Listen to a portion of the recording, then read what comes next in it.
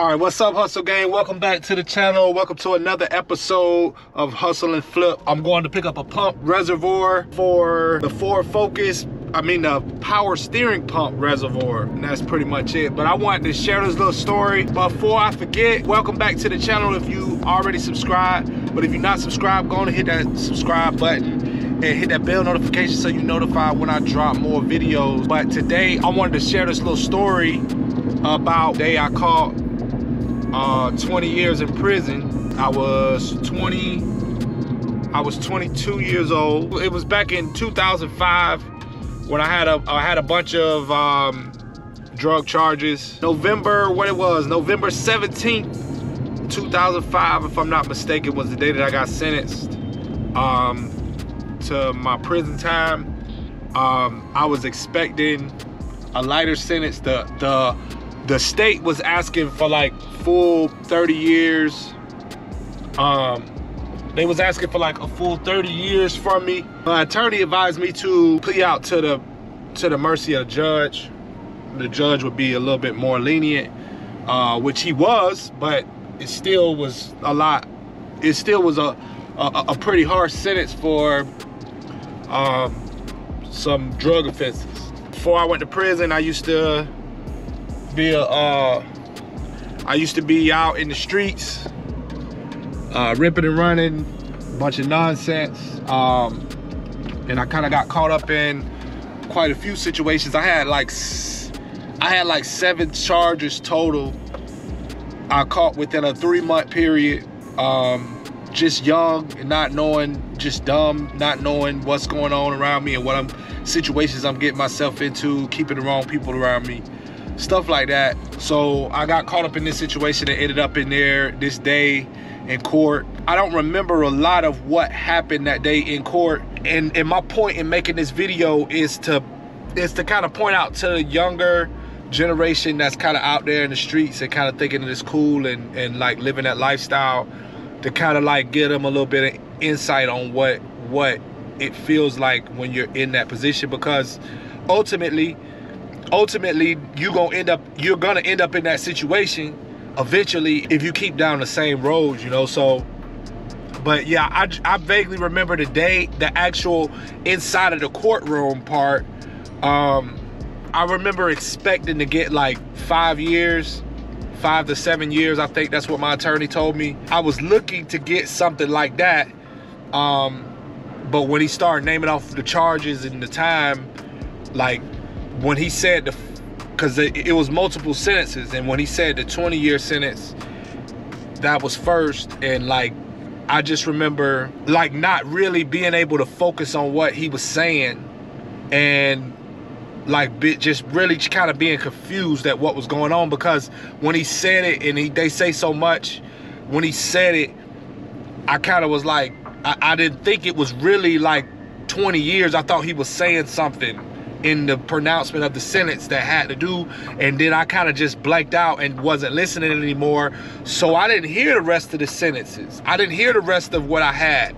I just know I had a 20-year sentence. Well, I thought I might have had a 20-year sentence, and it kind of like, and I know my family was out there, they was kind of going crazy, so I knew something just wasn't right. So I remember they took me in the back, because I was already handcuffed, so I was already in jail without a bond. So I was handcuffed. They took me in the back, put me in the holding cell. I sat back there by myself because I was the last person in court in the whole courthouse. I was the last person still going to court. So they put me in the holding cell, and I remember sitting there and like not having no type of feeling really at this point. I think I was kind of numb, because I knew like, I want to say I felt like what was gonna happen already happened, and it was like a cool kind of acceptance in that period. So I was sitting there kind of dealing with that, and I remember when they came to get me, I probably sat there for like two hours, but it seemed like 20 hours, waiting to go back to the jail, waiting for a sheriff to come bring me and take me back to the county jail. So I sat there,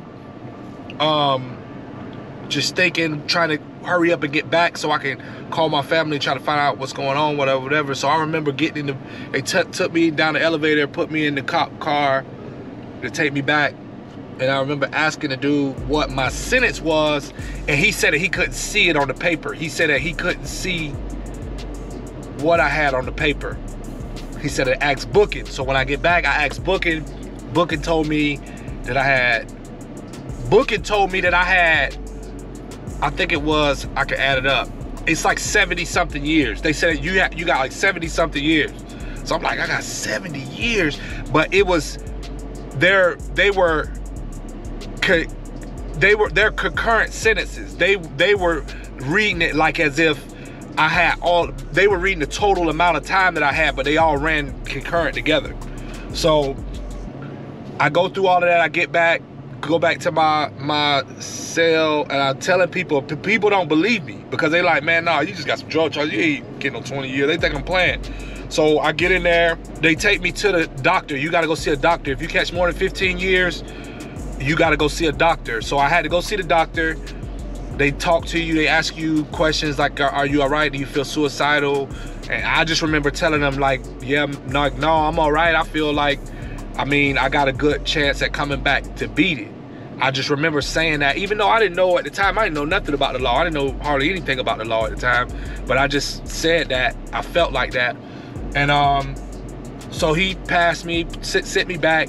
But when I went back this time, I was on the phone with my mom in the cell, and they went to transfer me because when you got over 15 years, you got to go to high max until they reclassify you. So I went on high max. They took me in there after I had to get off the phone.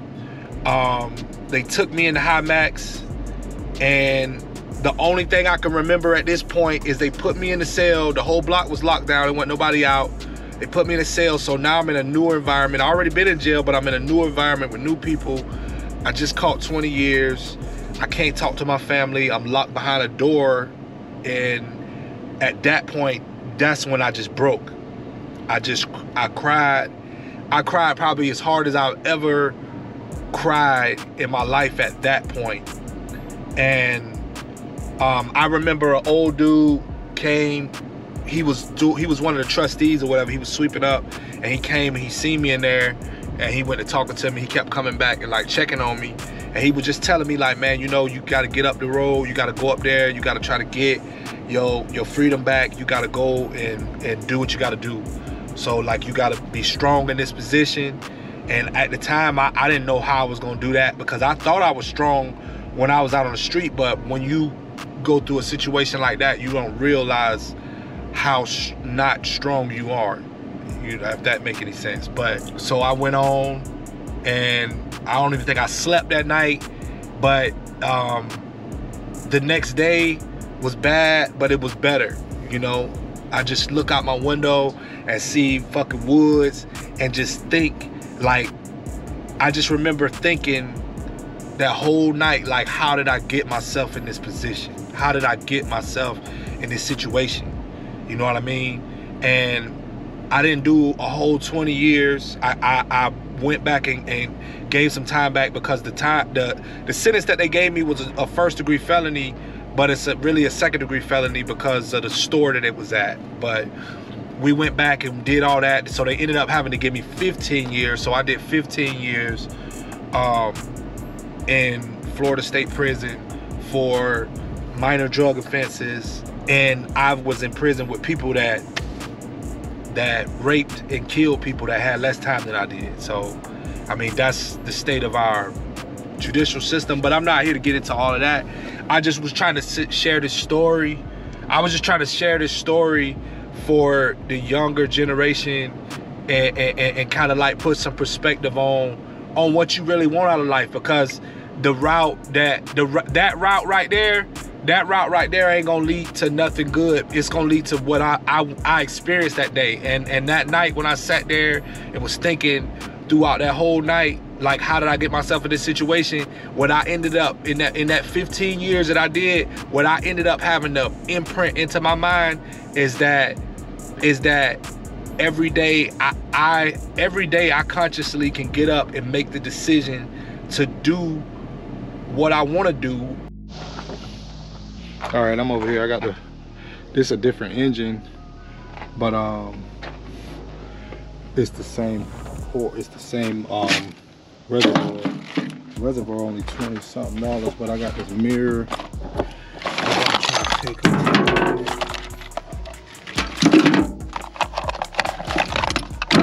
Let me see. It's 10. It's probably a 10. Bet it's a 10.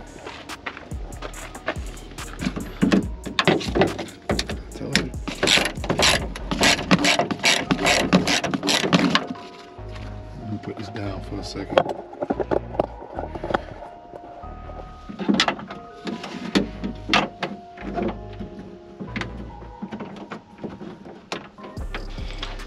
I ain't doing all that. I ain't even finna get into all that. I ain't finna fix every little thing on this car. It's got 200-some thousand miles on it.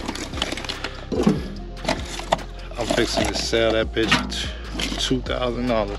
All right, I'm back here at the house. About to put this reservoir on. Let me see. It's about to rain. I just went through some rain. That's crazy. That's how Florida weather do you. See how just hot and sunny it was when I was at the junkyard. That was like 10 minutes ago. And now we got this moving in. But you see why I'm trying to change this? Because all the oil is on this. So it's a good indication that it's leaking from this somewhere. I just don't know where yet. I'm gonna try to just figure out how to dump this, I guess.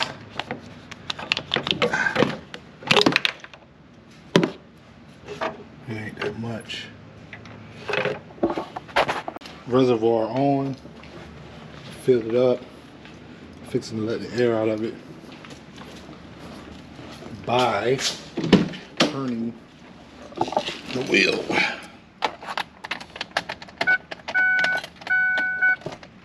Yes. I think I just found where it's coming from.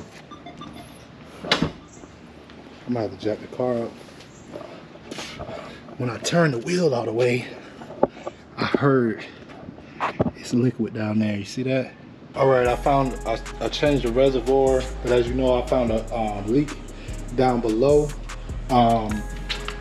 So I'm at the point right now, I'm trying to find that hose. So once I can find that hose that goes on there, I'm gonna get that, and then I'm gonna take this car to get this car clean, and I'm gonna be ready to sell it at that point. I'm not gonna do too much to it. It really don't need a lot. As you see, it's in decent shape. I mean, it's not real dirty, but it's just got a lot of like dog hair, like matted to everything, stuff back there. The lady said that the dude that owned the car before, he had a nursery or something, and he just used it back in the back, toting stuff in the back, so the back door stayed open majority of the time. It was kind of like a work vehicle. So I'm gonna clean the engine compartment up, try to clear these lights up. It does have this little dent right here. Tires kind of decent, so I changed this. I did change this mirror because it was taped on. It was broke. When I went to the junkyard this morning and found one when I found that reservoir.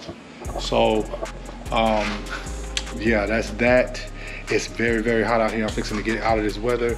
So yeah, I'm out. But until next time, peace.